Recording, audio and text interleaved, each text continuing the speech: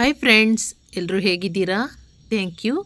Visit ಮಾಡಿದ್ದೀರಾ ನಮ್ಮ ಚಾನಲ್ಗೆ, ತುಂಬ ಧನ್ಯವಾದಗಳು. ಸ್ಕಂದ ಕ್ರಿಯೇಟರ್ಸ್ಗೆ ನಿಮಗೆ ಸ್ವಾಗತ. ಫ್ರೆಂಡ್ಸ್, ನಾನಿವತ್ತು ಒಂದು ಸಿಂಪಲ್ ರೆಸಿಪಿ, ಹಳ್ಳಿ ರೆಸಿಪಿ, ತುಂಬ ರುಚಿಯಾದಂಥ ರೆಸಿಪಿ ಮತ್ತು ಹೆಲ್ದಿ ರೆಸಿಪಿ ಆದಂತಹ ಬದನೆಕಾಯಿ ಡ್ರೈ ಪಲ್ಯನ ಮಾಡಿ ತೋರಿಸ್ತಾ ಇದ್ದೀನಿ. ರೊಟ್ಟಿ, ಚಪಾತಿ, ಒಚ್ಚಲಿಗೆ ಈ ರೀತಿಯಂಥ ಪದಾರ್ಥಕ್ಕೆ ಈ ಡ್ರೈ ಪಲ್ಯನ ಮಾಡ್ಕೊಂಡು ತಿಂತಾಯಿದ್ರೆ ಆಹಾ ಸೂಪರು. ಕೆಲವರು ಬದನೆಕಾಯಿ ತಿನ್ನಲ್ಲ ಅನ್ನೋರು ಈ ರೀತಿ ಗ್ರೇವಿನ ಮಾಡ್ಕೊಂಡು ತಿನ್ನಿ. ನೀವು ತುಂಬ ಇಷ್ಟಪಟ್ಟು ವಾರಕ್ಕೆ 2 ಸಲ ಬದನೆಕಾಯಿನ ತಿಂತೀರಾ. ನೋಡಿ, ಇದಕ್ಕೆ ಈ ಹಸಿರು ಕಲರ್ ಬದನೆಕಾಯಿನ ತೊಗೋಬೇಕು. ಕೆಂಪು ಕಲರ್ ಅಥವಾ ಕಪ್ಪು ಕಲರ್ ಬರೋ ಗುಂಡು ಬದನೆನ ಎಣ್ಗಾಯಿಗೆ ತಗೋತಾರೆ. ಆದರೆ ಇಲ್ಲಿ ನಾನು ಹಸಿರು ಕಲರ್ ಬದನೆಕಾಯಿಂದ ಡ್ರೈ ಬದನೆಕಾಯಿ ಗ್ರೇವಿನ ಮಾಡ್ತಾಯಿದ್ದೀನಿ. ಡ್ರೈ ಪಲ್ಯ ಇದು ತುಂಬ ಚೆನ್ನಾಗಿರುತ್ತೆ. ಈ ಪಲ್ಯ ಮಾಡೋಕ್ಕೆ ನೋಡಿ ಇಷ್ಟು ಐಟಮ್ ಬೇಕು. ಹಸಿಮೆಣ್ಸಿನ್ಕಾಯಿ ತಗೋತಾ ಇದ್ದೀನಿ. ನಿಮಗೆ ರುಚಿಗೆ ಎಷ್ಟು ಬೇಕು ತಗೊಳ್ಳಿ. ನಾನು 4 ಹಸಿಮೆಣ್ಸಿನ್ಕಾಯಿನ ಉದ್ದುದ್ದಕ್ಕೆ ಸೀಳಿ ಈ ರೀತಿ ಇಟ್ಕೊಂಡಿದ್ದೀನಿ. ಮತ್ತು ದಪ್ಪು ಗಾತ್ರದ 2 ಈರುಳ್ಳಿನ ಒಗ್ಗರಣೆಗೆ ಅಂತ ಸ್ಲೈಸಾಗಿ ಕುಯ್ದು ಇಟ್ಕೊಂಡಿದ್ದೀನಿ. ಮತ್ತು 2 ಟೊಮೊಟೊ ತೊಗೊಂಡಿದ್ದೀನಿ. ಇದಕ್ಕೆ ಹುಳಿ ಜಾಸ್ತಿ ಹಾಕಿದಷ್ಟು ಸೂಪರಾಗಿರುತ್ತೆ. ಈರುಳ್ಳಿ ಮತ್ತು ಟೊಮೊಟೊನ ಜಾಸ್ತಿ ಇದಕ್ಕೆ ಯೂಸ್ ಮಾಡಿದಷ್ಟು ಚೆನ್ನಾಗಿರುತ್ತೆ ಈ ಗ್ರೇವಿ. ಇದ್ರ ಜೊತೆಗೆ ನಾವು ಇನ್ನೊಂದು ಟ್ರಿಕ್ಸ್ ಅಂದರೆ ಇದಕ್ಕೆ ಶುಂಠಿ ಬೆಳ್ಳುಳ್ಳಿ ಪೇಸ್ಟ್ ಇದ್ರೆ ಹಾಕಿ, ಇಲ್ಲಾಂದರೆ ಶುಂಠಿ ಬೆಳ್ಳುಳ್ಳಿನ ಹಾಗೆ ಜಜ್ಜಿ ಹಾಕೋದು ನೋಡಿ. ಮತ್ತು ಸಾಂಬಾರ್ ಪೌಡ್ರು ಅಥವಾ ಚಿಲ್ಲಿ ಪೌಡ್ರು ಇದ್ದರೆ ಸಾಕು. ಇಷ್ಟೇ ಐಟಮ್ಮು. ನೋಡಿ, ಈ ಬದನೆಕಾಯಿನ ತೊಗೊಂಡು ನೋಡಿ ಹೀಗೆ ಉದ್ದುದ್ದ ಕುಯ್ಕೋಬೇಕು. ಮತ್ತು ಏನಂದರೆ ಇದನ್ನು ತುಂಬ ಚಿಕ್ಕದಾಗಿ ಏನು ಕುಯ್ಯೋ ಅವಶ್ಯಕತೆ ಇಲ್ಲ, ಯಾಕಂದರೆ ಬದನೆಕಾಯಿ ಬೇಗ ಬೇಯುತ್ತೆ. ನೋಡಿ, ನಾನು ಈ ಬದನೆಕಾಯಿನ 10 ನಿಮಿಷದಲ್ಲಿ ಕುಯ್ದು 10 ನಿಮಿಷದಲ್ಲಿ ಗ್ರೇವಿ ರೆಡಿ ಆಗುತ್ತೆ. ಅಷ್ಟು ಈಸಿಯಾಗಿ 10 ನಿಮಿಷದಲ್ಲಿ ಪಟಾಪಟ ಅಂತ ಮಾಡ್ಕೊಳ್ಳೋಂಥ ಗ್ರೇವಿ. ಬದನೆಕಾಯಿ ತುಂಬ ಸಾಫ್ಟ್ ಆದ ತರಕಾರಿ, ಅದರಿಂದ ಬೇಗ ಬೇಯುತ್ತೆ, ಬೇಗ 10 ನಿಮಿಷದಲ್ಲಿ ರೆಡಿ ಆಗುತ್ತೆ. ಜೊತೆಗೆ ರೊಟ್ಟಿ ಜೊತೆ ತಿನ್ನುವಾಗ ಸೂಪರ್ ಕಾಂಬಿನೇಷನ್ ಅಂತ ಹೇಳ್ಬೋದು. ಖಂಡಿತ ಒಂದು ಸಲ ಮಾಡಿ, ನಿಮಗೆಲ್ಲ ಇಷ್ಟ ಆಗುತ್ತೆ. ನೋಡಿ, ಅತಿ ಸಣ್ಣಗೆ ಹಚ್ಕೋಬೇಡಿ, ಬೀನ್ಸ್ ಹಚ್ಚೋ ಥರ ಹಚ್ಚಬೇಡಿ. ನೋಡಿ, ಇಷ್ಟು ದಪ್ಪ ದಪ್ಪಕ್ಕೆ ಪೀಸಾಗಿ ಇದನ್ನು ಹಚ್ಚಿದಾಗ ನೀರಲ್ಲಿ ಹಾಕಿಡಬೇಕು, ಇಲ್ಲಾಂದರೆ ಕಪ್ಪು ಬರುತ್ತೆ ಬದನೆಕಾಯಿ. ನೀರಲ್ಲೇ ನೆನೆಸಿಡಬೇಕು. ನಾವು ಗ್ರೇವಿ ಮಾಡೋ ತನಕನೂ ಇದು ನೀರಲ್ಲಿ ಇರಬೇಕು. ಇದನ್ನು ಲಾಸ್ಟಲ್ಲಿ ಹಾಕೋದು, ಯಾಕಂದರೆ 5 ನಿಮಿಷ ಸಾಕು ಬದನೆಕಾಯಿ ಬೇಯೋಕ್ಕೆ. ನೋಡಿ, ಅದ್ರ ಜೊತೆಗೆ ನಾನು ಇವಾಗಲೇ ಹೇಳ್ದ ಹಾಗೆ ಎಲ್ಲನೂ ರೆಡಿ ಮಾಡಿ ಇಟ್ಕೊಂಡಿದ್ದೀನಿ. ನೋಡಿ, ಜಜ್ಜಿಟ್ಕೊಂಡು ಈಗ ಶುಂಠಿ ಬೆಳ್ಳುಳ್ಳಿನ ಪೇಸ್ಟು ಇರಲಿಲ್ಲ, ಅದಕ್ಕೆ ಶುಂಠಿ ಬೆಳ್ಳುಳ್ಳಿನೇ ಸ್ವಲ್ಪ ದಪ್ಪ ದಪ್ಪವಾಗಿ ಜಜ್ಜಿಟ್ಕೊಂಡೆ. ಹಸಿಮೆಣ್ಸಿನ್ಕಾಯಿ ಒಂದು 3-4 ತೊಗೊಂಡಿದ್ದೀನಿ. ಈರುಳ್ಳಿ ನೋಡಿ ಸ್ಲೈಸಾಗಿ ಕಟ್ ಮಾಡಿದ್ದೀನಿ, ಅದು ದಪ್ಪ ಕಾಣಿಸ್ತಾ ಇದೆ ಅಷ್ಟೇ. ಈ ಥರ ಒಗ್ಗರಣೆಗೆ ಹಾಕುವಾಗ ಅದು ಕರೆಕ್ಟ್ ಆಗುತ್ತೆ. ನೋಡಿ, ನಾನು ಇಲ್ಲಿ 3 ಟೊಮೊಟೊ ತೊಗೊಂಡಿದ್ದೀನಿ, ಹುಳಿ ಟೊಮೊಟೊ. ಸ್ವಲ್ಪ ಕರಿಬೇವು ಕೂಡ ಹಾಕೋಬೋದು, ನಿಮ್ಮ ಆಪ್ಷನಬಲು ಕರಿಬೇವು. ನೋಡಿ, ನೀರಲ್ಲಿ ನೆನೆಸಿದ್ದೀನಿ. 1 ಬಟ್ಲು 4-5 ಬದನೆಕಾಯಿಗೆ 1 ಬಟ್ಟಲು ಬದನೆಕಾಯಿ ರೆಡಿಯಾಗಿದೆ. ತುಂಬ ಚೆನ್ನಾಗಿರುತ್ತೆ. ಸ್ವಲ್ಪನೇ ಆಗುತ್ತೆ ಬೇಯುವಾಗ, ಅದು ಗ್ರೇವಿ ಸ್ವಲ್ಪನೇ ಆಗುತ್ತೆ, ಜಾಸ್ತಿ ಇದ್ರೆ ಹಾಕ್ಕೊಳ್ಳಿ. ನೆಕ್ಸ್ಟು ನಾವೀಗ ಒಂದು ಗ್ಯಾಸ್ ಸ್ಟವ್ ಮೇಲೆ ಒಂದು ಬಾಣಲಿ ಇಟ್ಕೊಳ್ಳೋಣ. ಇದೇನು ಕುಕ್ಕರಲ್ಲಿ ಕೂಗಿಸೋ ಅವಶ್ಯಕತೆ ಇಲ್ಲ, ಬಾಣಲಿಲೇ ಬೇಯಿಸ್ಬೋದು, ಪಾತ್ರೆಯಲ್ಲೇ ಬೇಯಿಸ್ಬೋದು. ನೋಡಿ, 3-4 ಸ್ಪೂನಷ್ಟು ಎಣ್ಣೆ ಹಾಕ್ಕೊಳ್ಳಿ. ಅಡುಗೆ ಎಣ್ಣೆ ಯಾವುದಿರುತ್ತೆ ಅದನ್ನು ಹಾಕ್ಕೊಳ್ಳಿ.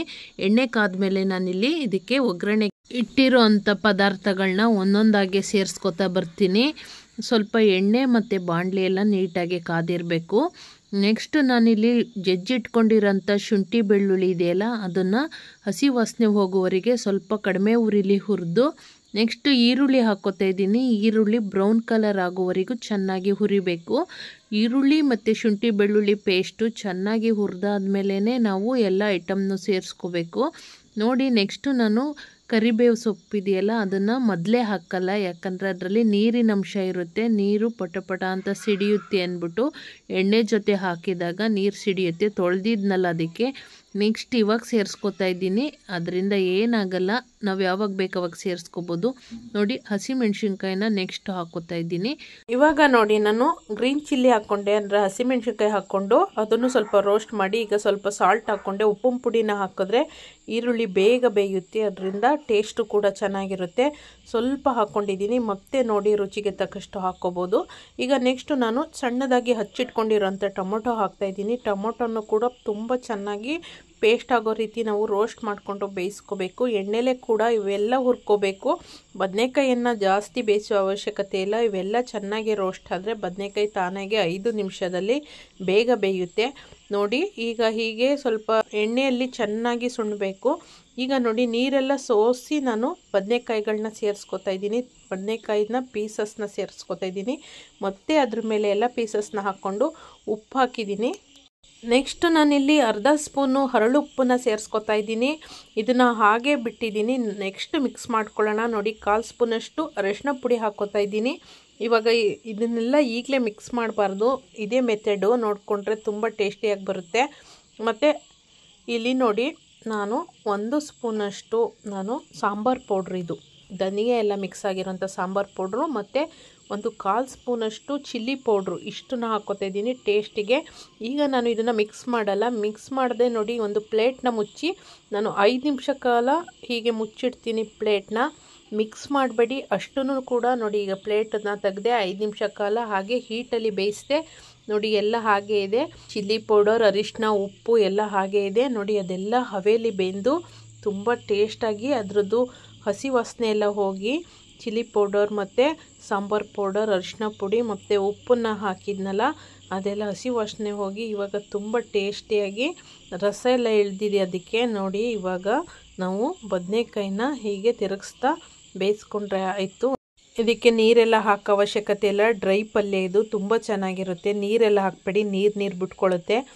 ಅದೇ ಬೇರೆ ರೀತಿ ಮಾಡೋದೈತೆ. ಅಂದರೆ ಮಸಾಲೆ ಎಲ್ಲ ಹಾಕಿ ನೀರು ಹಾಕಿ ಬೇಯಿಸೋದೇ ಬೇರೆ. ಮಸಾಲೆ ಬದನೆಕಾಯಿ, ಕಡಲೆಕಾಳೆಲ್ಲ ಹಾಕಿ ಗೊಜ್ಜು ಮಾಡಿದ್ರೆ ಅದು ತುಂಬ ಚೆನ್ನಾಗಿರುತ್ತೆ. ಅದು ಇಡ್ಲಿ ದೋಸೆಗೆ ತುಂಬ ಚೆನ್ನಾಗಿರುತ್ತೆ.